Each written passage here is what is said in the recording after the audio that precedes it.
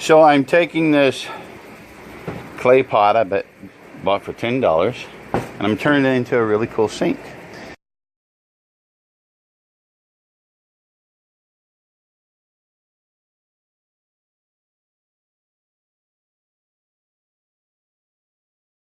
I needed to drill a little bit bigger hole, so I ran, what is this, about 1.5 inches on my press.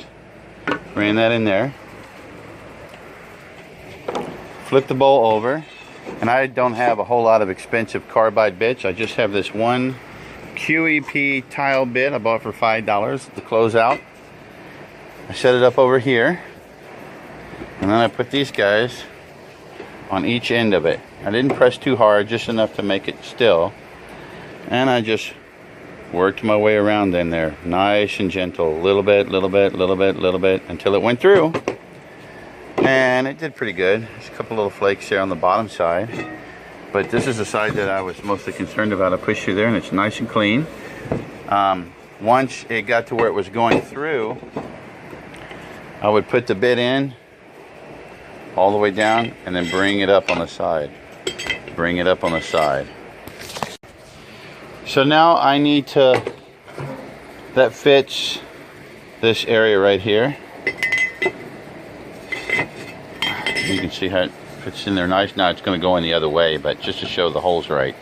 Okay, so what I need to do is make this recessed. Then that hole all the way around, and I'm going to sand that edge. Once I'm going to go down about, I'd say 3/8 of an inch. Fit this board in here like this. Once it fits in there nice and tight, I'm going to take a little bit more off there. I'm going to cut that in there. So here it is. Fits in there nice and snug.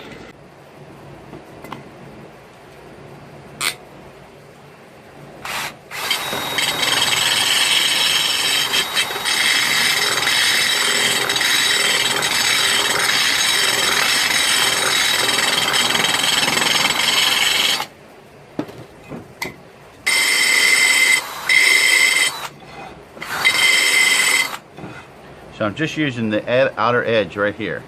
Just this outer edge, and I'm dragging it around.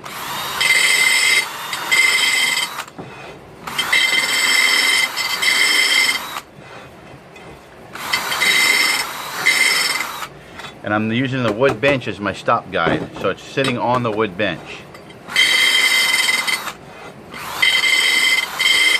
But that diamond won't cut wood.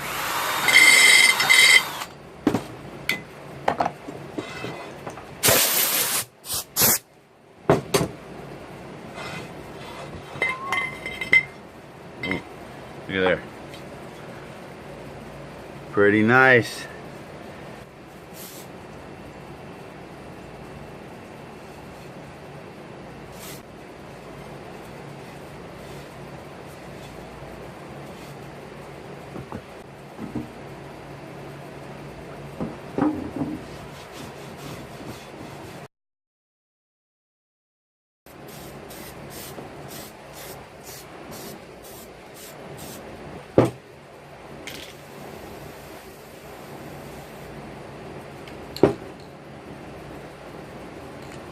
Isn't that what a shirt's for?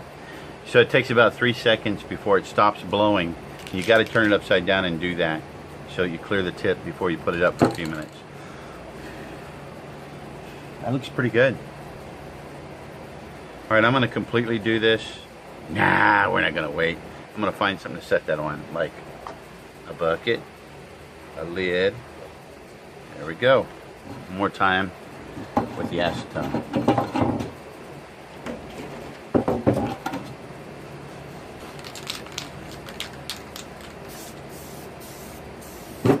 Nice soft strokes, pretty consistent.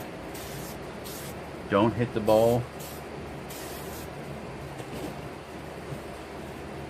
It's okay if you don't get 100% coverage, because we're going to do it again.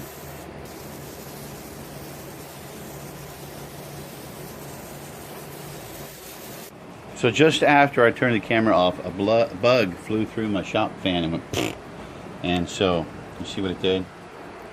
So I just took a little piece of tape grab the bug out, grab the wings out. It'll look good. A couple more minutes and it's ready to recoat. Time to recoat it.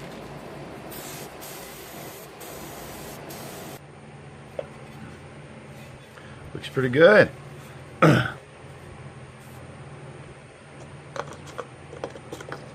Sat overnight. Let's peel it off. Bowl.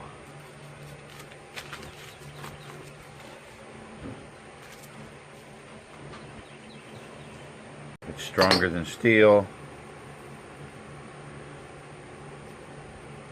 When applied properly, and dries quicker. I'm excited to get this guy in. I'll make a couple of these.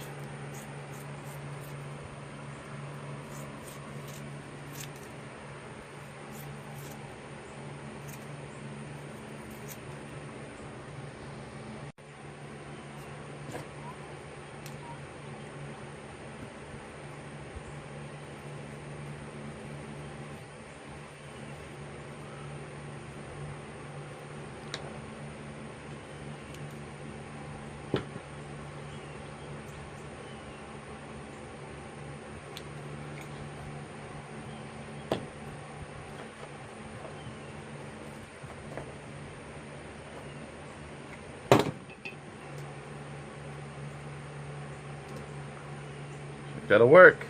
We'll mix up some epoxy. Boy, if you don't have a set of this in your shop, you don't know what you're missing.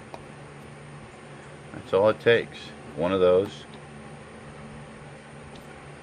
One of those.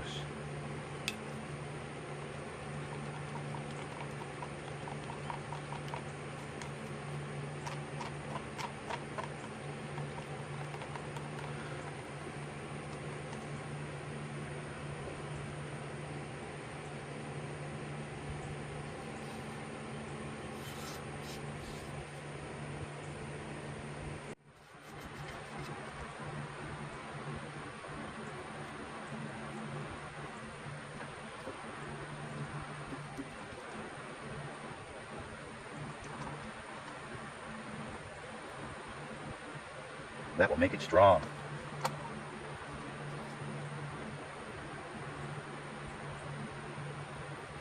I'm not waiting these just because we can.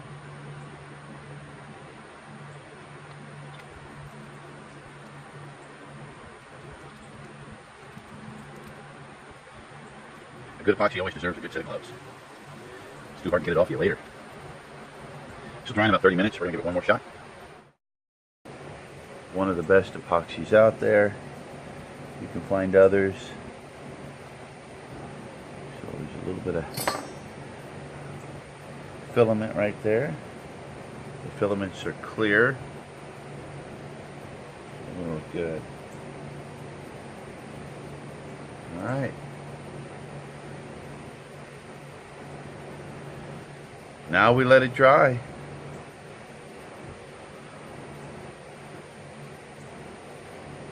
And trim off the excess with the scissors. We'll be back in a little bit.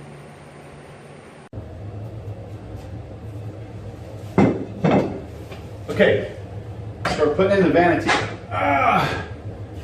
This is pressure treated and it's epoxied.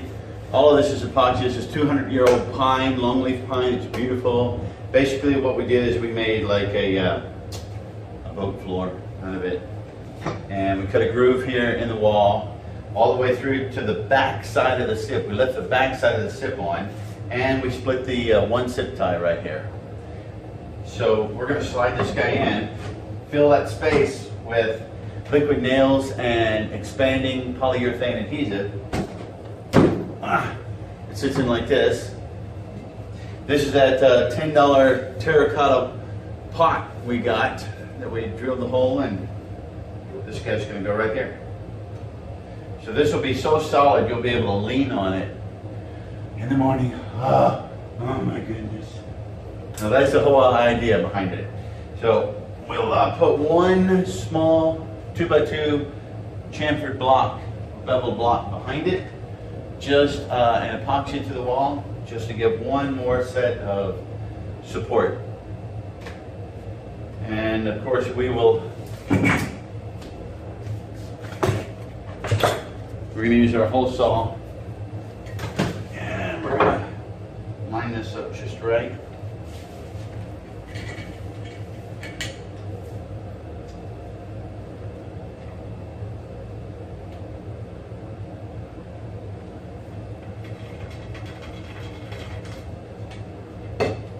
And this will go through there, and through there, and out the wall.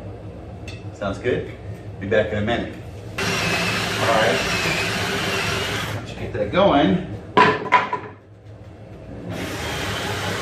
over here.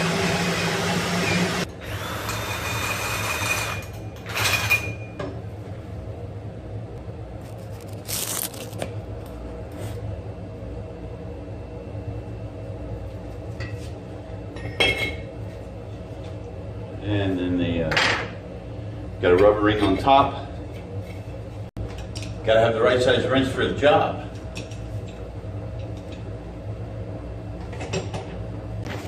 Okay, so that's a nice clean line right there. There's no supports, anything there. It's solid already, and the glue hasn't even set up yet. Now let me show you what the screws look like on the back of the wall. So that back support comes all the way here to this wall. This is that 1/2 inch OSB across that line right there. You see these 1, 2, 3. There's a 4th one in there somewhere. There it is right there. And so we just took a fender washer and ran that 2.5 inch screw through there until it sucked it down nice and tight. So I learned a long time ago that if you're going to make a countertop of any sort, you've got to make it really strong so that some crazy person will sit on it or stand on it to reach something. Okay, so that's why we built that solid epoxy fiberglass, pressure treated, waterproof block that goes all the way back into the wall. And we filled the space with expanding foam, but not foam like 3M foam, but expanding polyurethane glue, Gorilla Glue. And it'll fill those cavities in there and it'll be solid. But for the shelves, we're just going to build these knobs on here. They are glued, epoxied, and doweled up into this body. And so we've got 1, 2, 3.